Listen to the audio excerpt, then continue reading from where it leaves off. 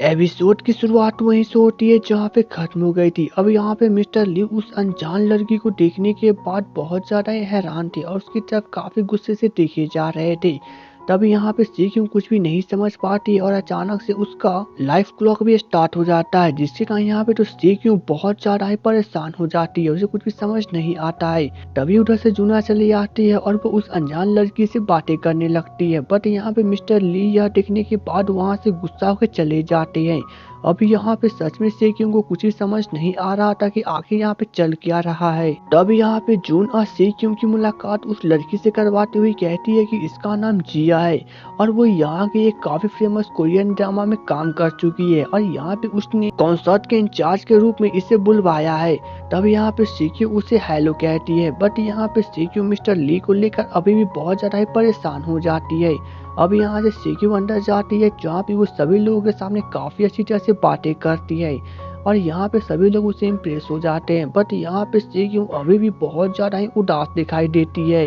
लेकिन इधर मिस्टर ली अपने ऑफिस में जिया के बारे में ही सोच रहे थे और यहाँ पे एक छोटे से फ्लैशबैक से हमें पता चलता है कि मिस्टर ली और जिया एक दूसरे से प्यार करते थे और यहाँ पे ये दोनों कपल्स थे। बट यहाँ पे किसी कारण से मिस्टर ली जिया से ब्रेकअप करने का कारण पूछते हैं, बट जिया उन्हें कुछ भी नहीं बताती है। तब यहाँ पे मिस्टर ली जिया को समझाते हुए कहते हैं कि कुछ भी हो जाए वो जिया को नहीं छोड़ेंगे और वो हमेशा जिया के साथ रहना चाहते हैं।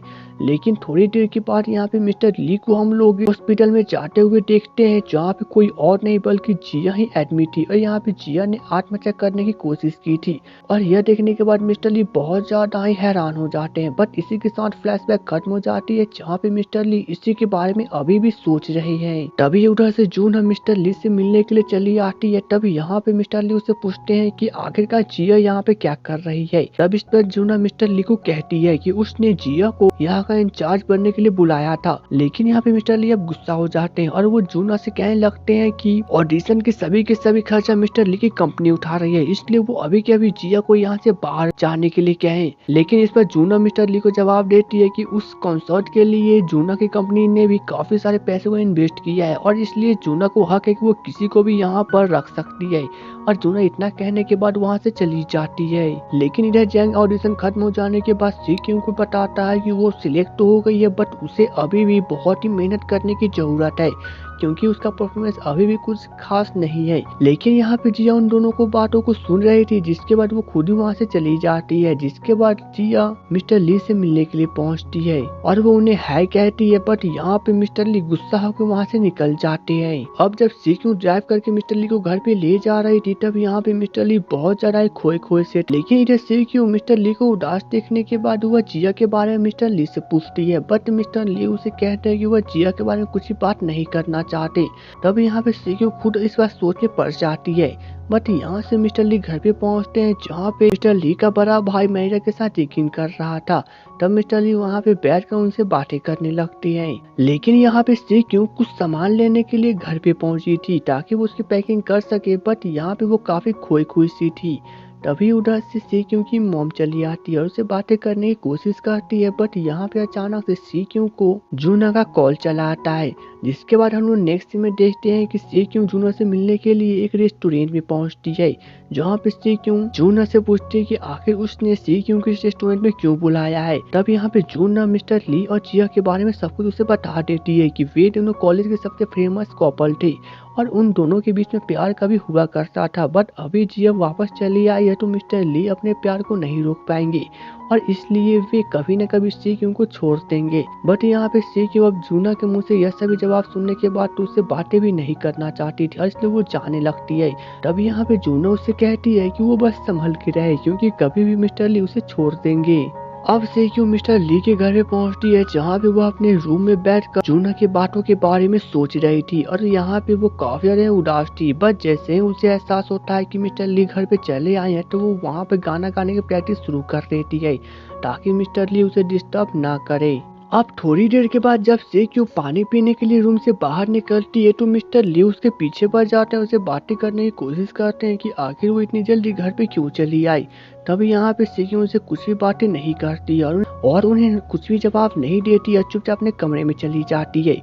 जिसके कारण यहाँ पे तो मिस्टर ली बहुत ज़्यादा ही परेशान होने लगते हैं कि आखिर सीक्यू को क्या हो गया है। और तब यहाँ पे हम लोग देखते हैं कि सीक्यू अपने कमरे में बहुत ज़्यादा ही दुखी होकर बैठी हुई थी, क्योंकि उसे बार बार जुना की बातें याद आ रही थी। अब से नेक्स्ट डे पे जाता है, जहाँ पे सीक्यू मिस्टर ली को उनके ऑफिस में ड्रॉप करने जाती है और वो उन्हें वहाँ पे ड्रॉप करके अपने कॉन्सर्ट की तैयारी करने के लिए वापस स्टूडियो पहुंच जाती है, जहां पे वह जैंग के कहने पर जिया के साथ परफॉर्मेंस करने की कोशिश करती है। बट यहाँ पे सेयू अभी भी बहुत ज्यादा ही उदास थी। अब थोड़ी देर के बाद जब मिस्टर ली अपने मैनेजर के साथ बातें करते हुए जा रहे थे, तभी उधर से जिया चली आती है और वो मिस्टर ली से कहती है कि उन्हें कुछ जरूरी बातें करनी है। तभी यहाँ से मैनेजर चला जाता है और यहाँ पे मिस्टर ली उसे कुछ भी बातें नहीं करना चाहते थे। बट यहाँ पे जिया उनसे कहती है कि बस वो एक बार उनसे बात करना चाहती है, जिसके कारण यहाँ पे मिस्टर ली तैयार हो जाते हैं और वो उसके साथ जाने लगते हैं। बट पीछे से यहाँ पे सीक्यू उन दोनों को साथ में जाते हुए देख लेती है और वो बहुत ज्यादा ही परेशान हो जाती है कि आखिर मिस्टर ली उसके साथ कहाँ जा रहे हैं। लेकिन मिस्टर ली और जिया एक दूसरे से बातें करने के लिए एक छोटे से कॉफी कैफे पहुंचते हैं, जहाँ पे मिस्टर ली जिया से डायरेक्ट पूछ देते हैं कि आखिर वो उसे छोड़ के कहाँ चली गई थी और क्यों गई थी। तभी यहाँ पे जिया भी उन्हें काफी आसानी से जवाब दे देती है कि उसे अपनी कैरियर बनानी थी और इसलिए उसे मिस्टर ली को छोड़ना था और वो इसी कारण से मिस्टर ली को छोड़ के चली गई। अब मिस्टर ली यह सभी जवाब सुनने के बाद तो बिल्कुल पूरी जैसे खामोश हो जाते हैं।